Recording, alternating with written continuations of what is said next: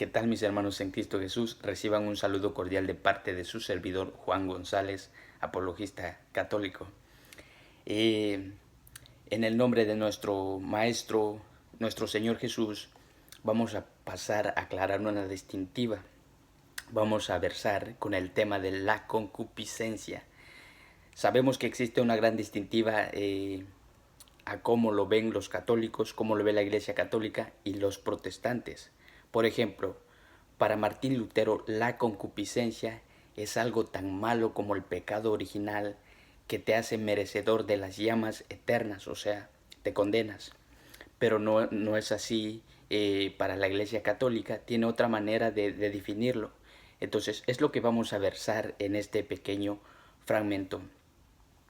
Quiero añadir que para explicar esto no se necesita ser un especialista en ciencias sagradas, basta ser muy básico y muy común para dar a entenderlo, porque ya nuestra Madre, la Santa Iglesia Católica, lo ha definido. Entonces, para entrar en materia, quiero hablarte un poco del pecado original. Muchas veces cuando alguien hace énfasis o nos menciona el pecado original, lo primero que nuestra mente refleja es que nos imaginamos lo que han explicado algunos doctores de la iglesia, algunos teólogos, nos imaginamos lo siguiente: si imaginamos a un niño transparente en blanco, veríamos como una radiografía, veríamos una mancha blanca en su interior. Entonces pensaríamos que ese es el pecado original, pero eso es un error. Eh, los padres de la iglesia, los estudiosos han definido que el pecado original es algo que nos falta, no algo que tenemos. Cuando nuestros primeros padres, Eva y Adán, perdieron la amistad con Dios, perdieron la vida divina. Cuando Dios les dijo que si comían del fruto iban a morir, Dios no les mintió. De hecho, ellos murieron a la vida divina, es decir, perdieron la vida divina. Ellos al instante estaban vivos físicamente, pero perdieron la naturaleza divina. Entonces, eso es lo que nos hace falta. Cuando nacemos tenemos vida físicamente, pero necesitamos restaurar esa vida divina para ser hijos de Dios. Entonces, mediante el bautismo, viene el bautismo, nos restaura otra vez a la vida divina y pasamos a ser hijos de Dios. Obtenemos lo que nuestros primeros padres perdieron en el Génesis. Ahora, eh, la concupiscencia es como el pecado original, no es un pecado cometido, es un pecado contraído, es consecuencia del pecado original y causa de nuestros pecados. Entonces, la concupiscencia tiene que ver con nuestros humanos apetitos o deseos que continúan desordenados. Ahora, como ya lo dije, para Martín Lutero, esto es algo tan malo que te hace merecedor de las llamas eternas. Pero voy a pasar yo te lo voy a definir metafóricamente como lo han definido algunos doctores. Y esto nos da la facilidad de entenderlo en profundidad. Definiríamos esto como en dos cuadros. Voy a señalarte dos cuadros para que puedas entenderlo. El pecado original es algo, le hace a nuestro alma lo que un tornado le hace al paisaje, a la naturaleza, lo deja destrozado. El segundo cuadro sería lo que un niño hace con su cuarto, con muchos juguetes, un desorden, queda todo desordenado. Entonces, ¿qué hace el bautismo? Nos restaura la vida divina, nos restaura la vida divina, pero ese desorden, el desorden todavía permanece. Entonces, ese desorden se llama la concupiscencia. Entonces, no es un pecado contraído, no es un pecado cometido, sino que es algo contraído. Eh, lo mismo se puede decir de la voluntad, incluso cuando la inteligencia le muestra a la voluntad las verdades más altas, la voluntad les rehuye y se revela contra ellas. ¿Por qué? Porque la concupiscencia es una especie de tirón hacia abajo que quiere que nuestros apetitos y afectos, nuestras pasiones nos controlen. San Pablo describe la concupiscencia en Romanos capítulo 7, pero San Pablo dice lo siguiente en Romanos capítulo 7, versículo 15. Él dice: lo que quiero, no lo hago. En cambio, lo que detesto, lo hago. Podemos leer esto, el capítulo 7, al final. También él dice que el querer hacer el bien está en mí, pero no en hacerlo. De manera que con mi mente sirvo la ley de Dios, pero no con mi cuerpo. Una ley nefasta que me tira al mal. Pobre de mí, ¿quién me librará de este cuerpo de perdición? Entonces San Pablo ahí cuidadosamente define, le da un sentido a lo que es la concupiscencia, que controla, son deseos apetitosos de pecar. Bien, ahora, en el capítulo 3 del Génesis, leemos que la mujer se fijó en el árbol que era bueno para comer, atractivo a la vista, y que el árbol era apetecible para alcanzar la sabiduría. Tomó de su fruto y lo comió. Esto lo dice en Génesis capítulo 3, versículo 6. Si analizamos el pasaje detenidamente, vamos a ver que hay tres cosas que tentaron a la mujer para que desobedeciera. Número 1, el fruto era bueno para comer. Número 2, era también atractivo a la vista. Y número 3, era apetecible para alcanzar sabiduría. Esas tres mismas tentaciones se nos describen en 1 Juan capítulo 2, versículo 15 hasta el 17. Es el pasaje de la Escritura en el cual la Iglesia encuentra la enseñanza original de la concupiscencia. Y voy a pasar a leer el pasaje de 1 Juan 2, 15 al 17. Dice literalmente: no améis al mundo ni lo que hay en el mundo. Si alguno ama al mundo, el amor del Padre no está en él. ¿Por qué? Porque todo lo que hay en el mundo, la concupiscencia de la carne, la concupiscencia de los ojos y la arrogancia de los bienes terrenos, no procede del Padre, sino del mundo. Y el mundo es pasajero, y también sus concupiscencias. Pero quien cumple la voluntad de Dios permanece para siempre. Nuevamente, la concupiscencia de la carne, la concupiscencia de los ojos y la arrogancia de los bienes terrenos.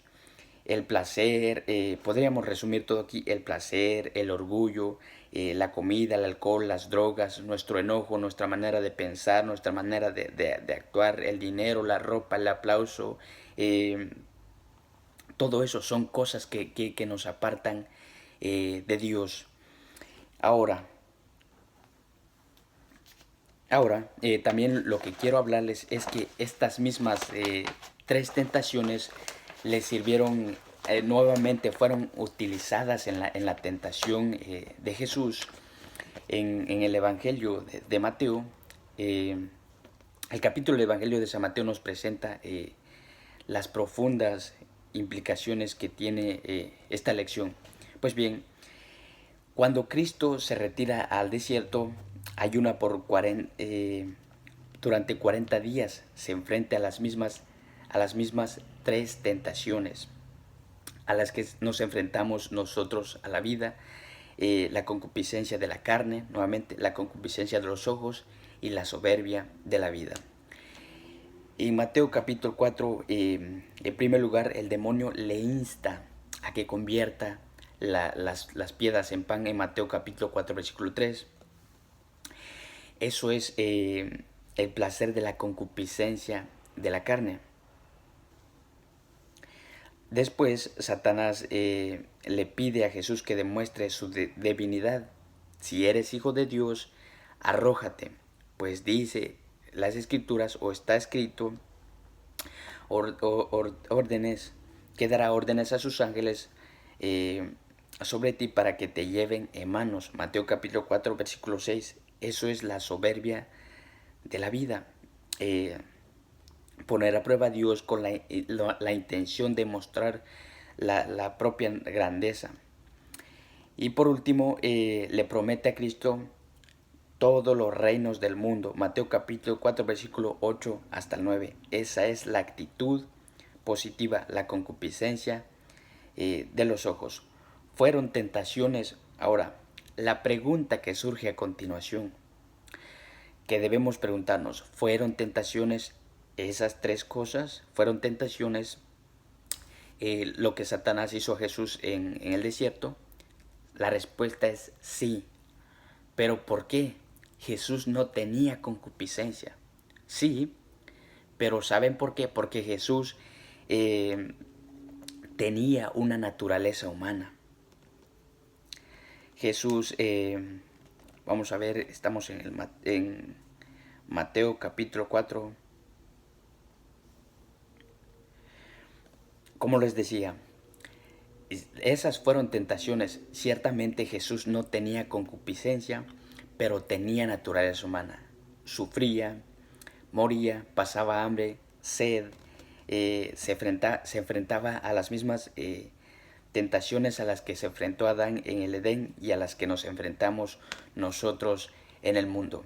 Como ya lo vemos también, esas tentaciones que Jesús experimentó en el desierto fueron las mismas tentaciones que experimentaron los israelitas. Sabemos que los israelitas también sufrieron las mismas tentaciones. Por ejemplo, cuando Satanás le dice, si Jesús sintió hambre, y Satanás le dice, haz que estas piedras se conviertan en pan. Entonces, el pueblo de Israel también fue probado con hambre, pero ellos no aguantaron, refunfuñaron, se quejaron. En Egipto teníamos las ollas de carne y ahora tú nos has traído para que muriéramos aquí. O sea, se quejaron, no pasaron la prueba. La tentación número 2, Satanás nuevamente tienta a Jesús con que lo adore. Eso es idolatría. El pueblo de Israel también fue tentado, por ejemplo, en Éxodo capítulo 32, pero ellos no pasaron la prueba y cometieron idolatría. Pero sigamos. Pero como vemos, Jesús no sucumbió a esas tentaciones mediante su autodominio, así como su desprendimiento y humildad, permaneció firme, unido a Dios. Voy a leer un escrito donde trae el Concilio de Trento, decreto sobre el pecado original 1546. Como les iba diciendo,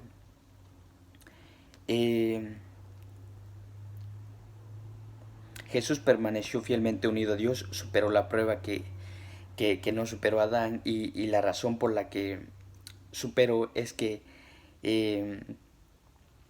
se comportó como hijo, reaccionó con la confianza de hijo. Así lo expresa el Catecismo de la Iglesia Católica en el punto o el numeral 538. Al final de los tiempos, Satanás le tienta 3 veces tratando de poner a prueba su actitud filial hacia Dios. Pero Satanás fracasó a pesar de haber conseguido exigir la vida de la filiación divina en Adán. Erró el tiro con Cristo, el nuevo Adán, el hijo que confiaba en su Padre. Ahora, dice el Concilio de Trento, por último, ya con esto quiero finalizar, dice: el intento fallido de Satanás en el desierto nos revela que el misterio esencial de nuestra iniquidad no es simplemente desconfiar de Dios, es desconfiar de Dios como Padre, que nos llama a algo aún más grande que el paraíso terrenal. Es el rechazo de la filiación divina, es el rechazo de aquello para lo que fuimos hechos, una vida y un amor mucho más grande que cualquier cosa que podemos encontrar en este mundo.